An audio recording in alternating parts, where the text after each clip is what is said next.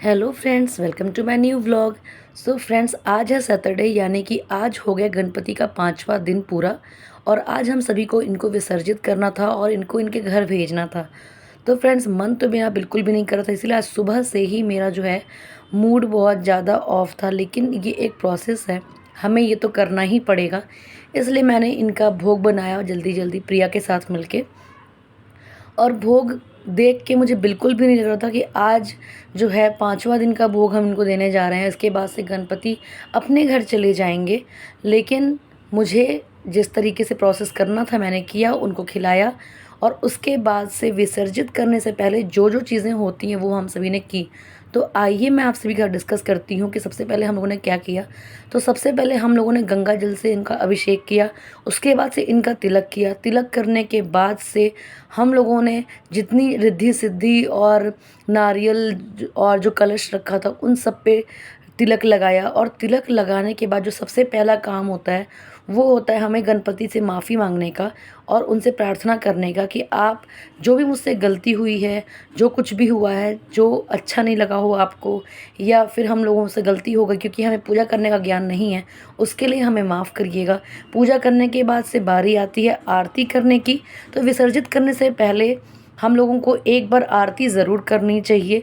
जैसा प्रोसेस बैठाते टाइम होता है, सेम वही प्रोसेस से हम लोगों को विदा भी करना चाहिए इनको।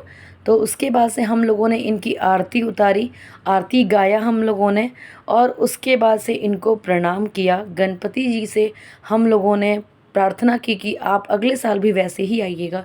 और जितना कुछ हम लोगों ने कलश वगैरह बैठा रखा था उसको एक बार हिलाते हैं, क्योंकि अब हम लोग इनको यहाँ से उठाने जा रहे हैं और इनको विदा करने जा रहे हैं। उसके बाद से वो समय आ गया जो मुझे बिल्कुल भी मन नहीं कर रहा था। मैं आपको बता नहीं सकती हूँ, यहाँ से ही मेरा मन होने लगा था धीरे धीरे भारी। और आपको मैं एक बात बताऊं कि जब भी आप गणेश जी को विदा करते हैं ना, तो उनका जो फेस है अपने घर की तरफ ही रखें, बाहर की तरफ ना रखें। उसके बाद से हम लोग पहुंच गए वहाँ पर जहाँ इनको विदा करना था, विसर्जित करना था। तो मैं यहाँ से इनसे आखिरी विदाई लेते हुए इनके कान में जो मेरी विशेष थी मैंने मांगी और बड़े दुखी मन से इन भैया को दिया विसर्जित करने के लिए। इन भैया को देने का बिल्कुल मन नहीं कर रहा था कि अब जाकर विसर्जित कर दें, लेकिन ये भी इनका काम है। और इनको देख के मुझे ये रियलाइज़ हुआ कि भगवान ने सबके लिए कुछ ना कुछ काम समझा रखा है। तो यहाँ पर 3 से 4 बार डुबकी लगाते हुए हमारे गणपति हो गए हमसे दूर। और दूर तो वैसे नहीं है, मन से नहीं है, लेकिन ये जो चीज़ है ये तो हमें करनी ही थी भारी मन से। तो उसके बाद से ये भैया मेरे पास आए और इन्होंने अपना नेग लिया। और मैं जब ये सब कर रही थी ना, जब ये सब चीज़ें चल रही थी, तो मुझे अपने पे लास्ट में काबू नहीं कर पाई इमोशंस पे और मेरा रोना निकल गया। और आपको मैं बताऊँ, ये जो अंकल हैं बहुत देर से मेरे से कह रहे थे कि मुझसे एक बार बजवा लो, मुझे कुछ पैसे दे दो। तो गणपति तो हो गए थे विदा और मुझे ये बिल्कुल बजवाने का मन नहीं कर रहा था, क्योंकि मैं थी बहुत ज़्यादा दुखी। लेकिन जैसा कि मैंने आप सभी से कहा है कि सबका कुछ ना कुछ होता है हिस्से में, तो इनका भी हिस्सा था कुछ शायद।